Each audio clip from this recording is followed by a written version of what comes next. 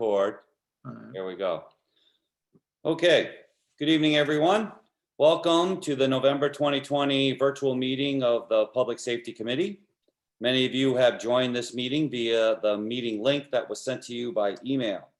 Please help to keep background noise to a minimum by muting your mic until you are ready to speak to the meeting. As a participant, if you would like to speak during any part of the meeting, you can click on raise hand next to your name. When it is your turn to speak, you will be recognized by the chairman. You can unmute your mic. Please state your name prior to speaking. Please indicate when you are done speaking and the chairman will move on to the next person. During the department reports, the chairman will call on each department one at a time. As a member of the general public, if you have joined this meeting by calling in, your microphone is muted upon joining the meeting. You are welcome to listen into all or part of the entire meeting tonight. If you wish to address the committee during public comment, please press *9 to raise your hand. When it is your turn to speak, you'll be recognized by the chairman and you may unmute your mic by using the keystroke *6. Please state your name and address prior to speaking. Please indicate when you are done speaking and the chairman will move on to the next person. Please be advised that the audio, video, and chat history of this meeting is being recorded and that the media may be present for all or part of the meeting. At this time, please mute all background devices and we will begin. Thank you. It is 7:02 p.m. on Thursday, November the 12th, 2020, and I call the November meeting of the Public Safety Committee to order. First item on our agenda is adoption of previous meeting minutes. The members were sent those by email. I'll accept a motion to accept the minutes as presented. Before I go any further, I did neglect to say one thing. I wrote it here in bright red and then completely overlooked it. Per the direction that we received recently from the city manager's office, all of our votes on any matters will be by roll call so that there is a clear record. Okay. All right. So we have a motion by Alderman Nash, seconded by Alderman Bettencourt. Calling the roll, Pro Tem Bettencourt. Yes. Alderman Nash. Yes. And Alderman DeLucia votes yes. Unanimously adopted the minutes from October the 14th, 2020. Thank you. Next item on our agenda is citizen comment. Is there anyone that would like to make citizen comment to the committee tonight?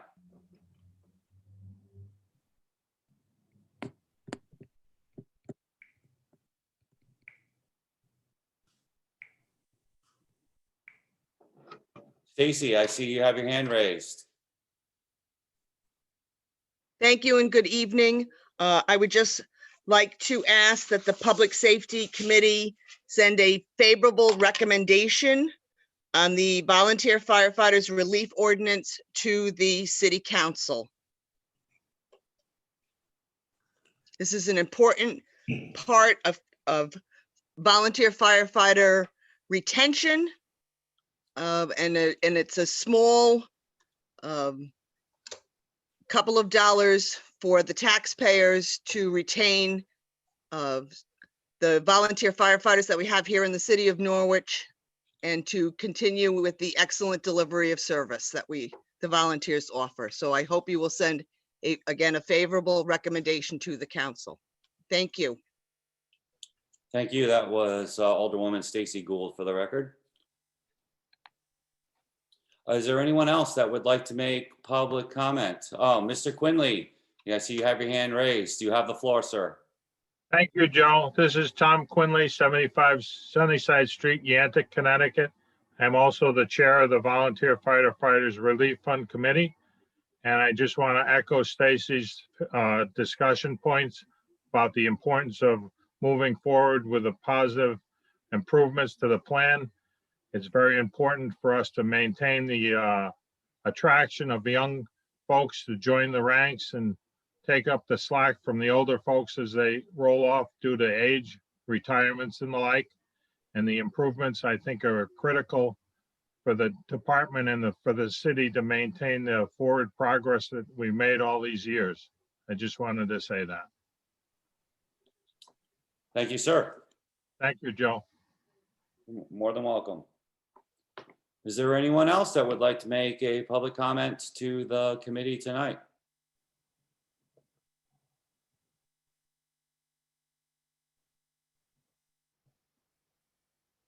Second request, is there anyone that would like to make a public comment to the Public Safety Committee tonight?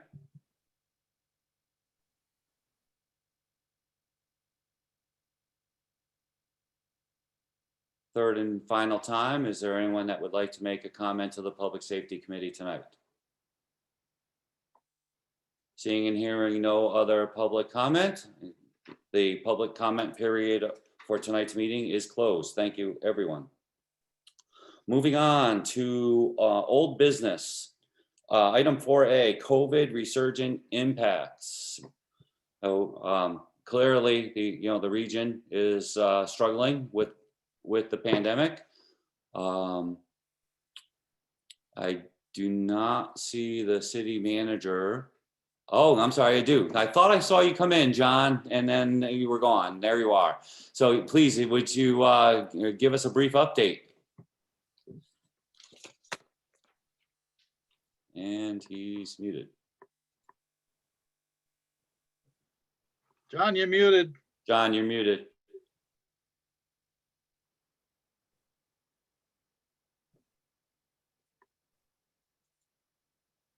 There you go. Yes.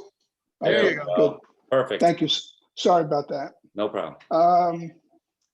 As of the day of this report, which was Wednesday, Norwich has 931 cases now. So we're approaching that 1,000 mark. We're up to, unfortunately, 18 deaths associated with the coronavirus.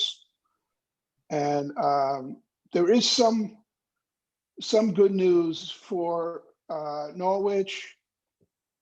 We had, in the past 2 weeks, we had about 99 cases, about 100 cases, but our average daily case rate is down to 18 per 100,000. A month ago, or 3 or 4 weeks ago, it peaked at about 50. So you can see how much progress we've made. I guess the rest of the state is catching up with us than where we were. In some ways, some of the state accounts are worse than we are. We're doing a decent amount of testing.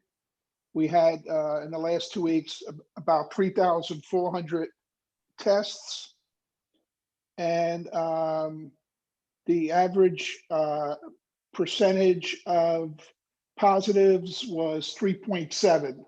So that's still on the high side, not like it was, but still on the high side. It's probably below the state average now. Fairfield County and with Bridgeport and Hartford County with Hartford are now above where we are. So we're not the largest user or recipient of the coronavirus in the state at this point. So it did tick up a little bit this week, and I don't know if that's a result of the general surge now. It's possible that what we had 3 or 4 weeks ago was an individual surge, and now we're catching up with the state surge.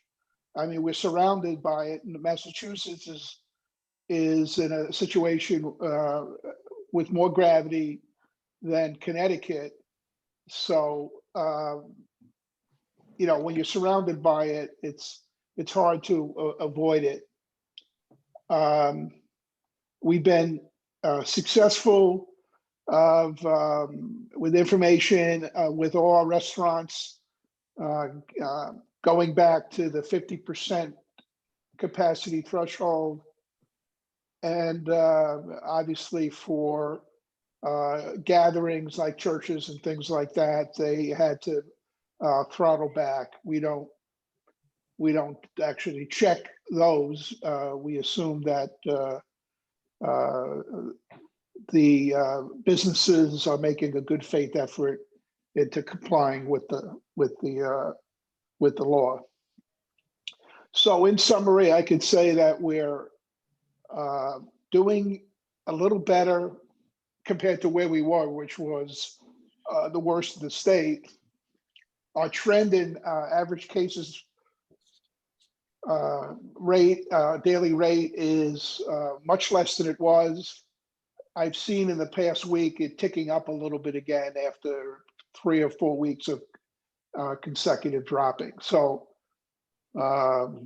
tune in next month to see if it goes up again. As you know, I report back to council in a more every time I have a council meeting. So it's not like you only hear it once a month. So we're cautiously optimistic. We have our city hall under the same protocol we've had since the beginning of the virus. And at this point, we're not having employees go on remote work at this point. And it seems like it's been okay. We haven't had, we've had a couple of cases in the police department and fire department. They've resolved themselves at this point. So I'll take any questions that that you might have on the situation. Members?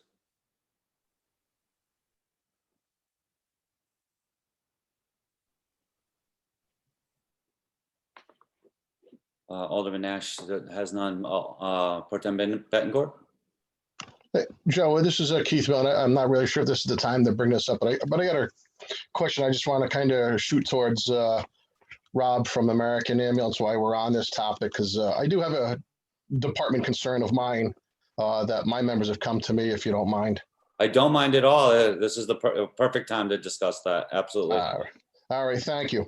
My concern being is the departments, when I'm saying departments, I'm going to refer to the fire department. So I'm going to assume the police department received an email from Bacchus Hospital back on October 23rd regarding response modifications for first responders due to the uptick of the virus again. My personal opinion, this hasn't been happening. We as EGP, and again, I'm only speaking for my department, have been getting dispatched for a lot of lift assists that, in my personal opinion, are uncalled for us, and other EMS calls that don't meet the dispatch modification. I do understand that some of these lift assists that the American Ambulance is on, their crews do not have access to these housing facilities, and we as the fire departments are the only ones that do have access to them. So our concern is our call volumes increasing, and my understanding of when this response procedure came back out October 23rd, like it did months prior, we weren't supposed to be going to as many medical calls, but it appears that we are.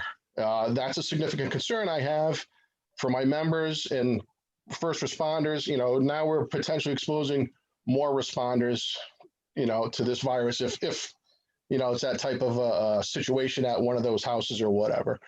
So this is a concern that my members have brought up to myself, and I have as well. So just, that's my question.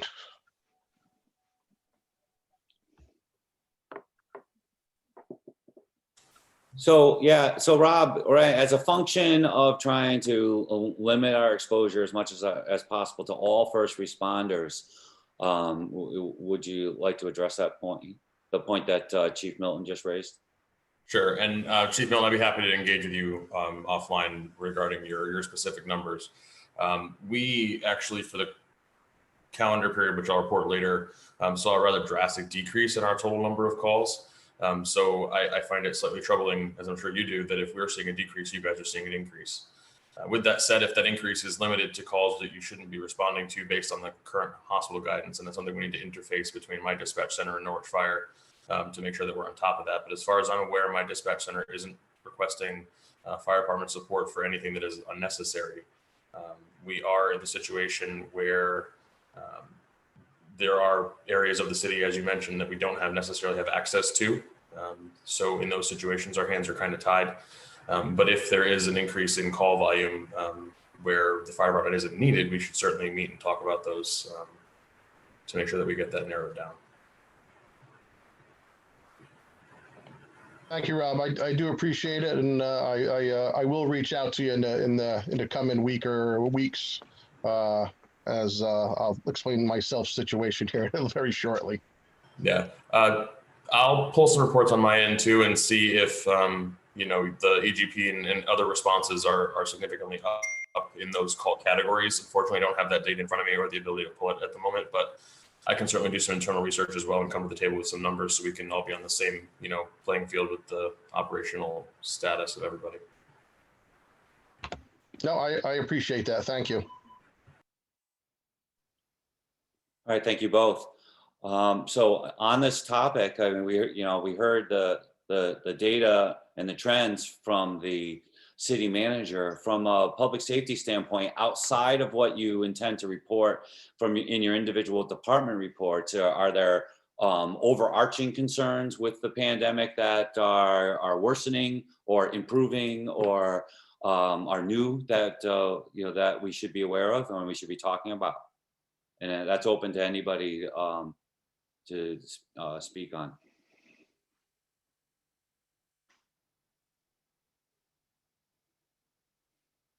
Okay, well then I guess we're status quo and we're trying to hold it down as best we can. I'm interested to hear what the individual department reports are. Excuse me, I'm just reading the chat too. I want to make sure that anything that the committee should hear is.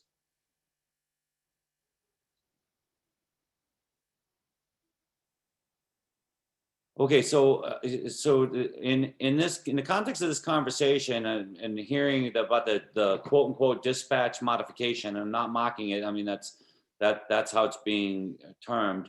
What are we talking about by what's the definition of the dispatch modification? What was the direction or the advice or that we got from the hospital?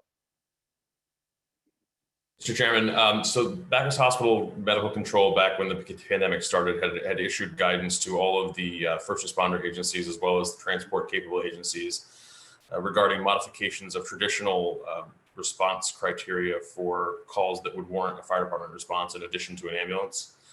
And they severely curtailed the number of calls where the fire department was allowed or required to respond along with the ambulance to try to limit exposure so we didn't end up in a situation where we don't have firefighters to put out fires, because we don't do that. So we need those guys to be safe and protected as much as possible. During the initial rollout, we didn't have any significant issues as far as I was aware. And then it was reissued again, I believe a couple of weeks ago, in essentially the same form. And what it does is it reduces the number and type of call that the fire department would automatically respond for to effectively life-threatening emergencies. It's my understanding from this conversation now that there may be some concern as to whether or not that actual modification is being instituted and acted on appropriately. And I'm not sure, without looking at some further data and having conversations offline with the chiefs, if that is the genesis of the EMD program on our side of things, or if there's a miscommunication between us and Norwich Dispatch, and we'd have to have those conversations separately to figure out where the miscommunication is so we can keep everybody as safe as possible. I can tell you that a caveat to those dispatch modifications would be that in the situation where the ambulance crew arrives on scene and finds that they need additional assistance, regardless of the nature of the initial call, they have been instructed to go ahead and call for the fire department. It's not my understanding that that is necessarily the issue here, but once again, without having the ability to dig into the data a little bit, I wouldn't be able to give you a substantially qualified answer to the concern. Yeah, I do remember those conversations that, you know, that happened in the spring. I guess my more direct question is there something new in the dispatch modifications that came out approximately 2 weeks ago that is changing the nature of how we're dispatching the calls? My understanding of that, Mr. Chairman, is no. I believe that the modification has essentially remained the same. The chiefs may be able to correct me on that. But from our perspective, I believe the guidance was basically copy pasted and started over, reinstituted. There may have been some modifications that I'm not innately familiar with, but I can certainly compare and contrast the two documents and come up with that as well. But if the situation is that the modifications are the same as they were previously, and the fire departments are finding that they're being called to respond automatically to calls that are not necessarily within the GOES guidelines, then that's something we certainly need to address to make sure, like I said earlier, that everybody that has an essential function in the city is able to maintain that function as long as possible without having significant infection or potential risk. That's certainly not our intent. Absolutely. All right, thank you. Okay, was there, I guess we'll hold the conversation about the COVID-19 responses to the individual department reports. Unless there is any other issue, as I said, broad stroke issue that we need to discuss here. I move that we adjourn, and we'll have to schedule a special meeting. Second. Yeah, I second. agree. I agree. All those in favor, it's Aye. unanimous. All right, thank you. Aye.